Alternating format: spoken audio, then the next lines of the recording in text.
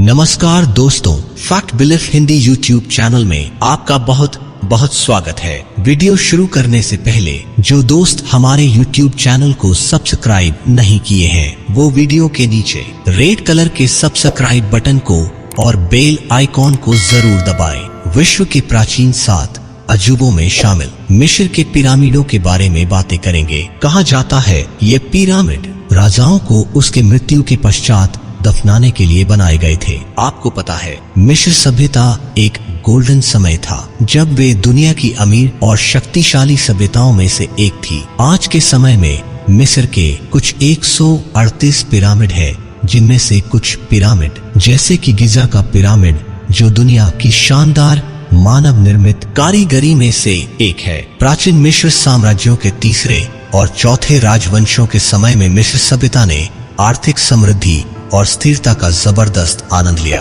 क्योंकि उस समय का राजा प्रजा प्रेमी था, जिस वजह से मिस्र सभ्यता में उस राजा को सम्मान मिला और सब मिस्रवासियों का मानना था कि इस राजा को देवताओं ने चुना है और दुनिया में उसे लोगों की सेवा करने के लिए भेजा है। मिस्र के तीसरे राजवंश के राजा जोसर थे। जब राजा जोसर की मौत हुई तब प्राचीन मिस्र सभ्यता का मानना था कि राजा की आत्मा उसके शरीर के साथ बनी रहे, इसीलिए उसकी लाश को संभाल कर रखी गई और उसकी आत्मा की देखभाल करने के लिए जरूरी चीजें भी साथ में रखी गई, जिनमें सोना, खाना पीना वगैरह चीजें थी। राजा का ध्यान रखने के लिए उसके साथ राजा के रिश्तेदारों, अधिकारियों और पुजारियों को भी दफनाया गया, जहां पर ईसा पूर्व 2630 के आसपास मिस्र का सबसे पुराना पिरामिड बनाया गया, जो तीसरे राजवंश के राजा जोसर के लिए था। यह पिरामिड चरण पिरामिड के नाम से जाना जाता है। दुनिया के 7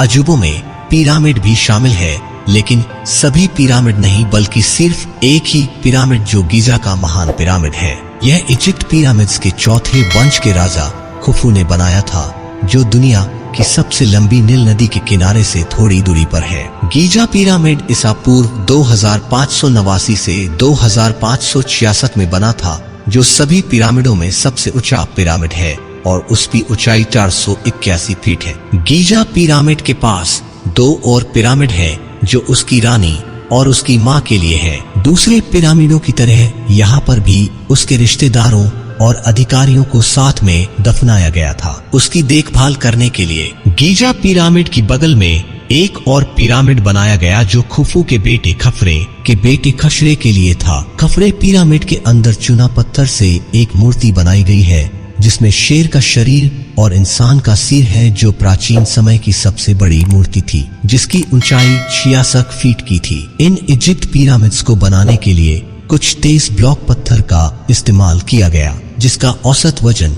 2.5 टन प्रति पत्थर था। प्राचीन ग्रीक इतिहासकार हेरोडोटस ने लिखा है कि इस पिरामिड को बनाने के लिए 20 साल लगे थे और कुछ 1 लाख मजदूरों ने मिलकर काम किया था, पर पुरातात्विक प्रमाणों से इस पिरामिड को बनाने के लिए 20,000 मजदूरों ने काम किया था। इन पिरामिडों का काम 5वें और 6ठे राजवंशों तक चलता रहा, पर उसके बाद इसमें गिरावट आई क्योंकि राजाओं के पास धन की कमी होने लगी थी। लेकिन ईसा पूर्व 2375 से 2345 में पिरामिडों का निर्माण फिर से शुरू हुआ, जो राजा उम्स में किया। उसके बाद बने पिरामिडों के अंदर राजा के शासनकाल में बनी घटनाओं के लेख लिखे जाने लगे। इसी वजह से पिरामिडों को ग्रंथों के रूप में भी जाना जाता है, जो प्राचीन मिस्र की महत्वपूर्ण धार्मिक रचनाएं हैं। फिर ईसा पूर्व 2284 में छठे राजवंश के दूसरे राजा पेपे ने 94 साल तक शासन किया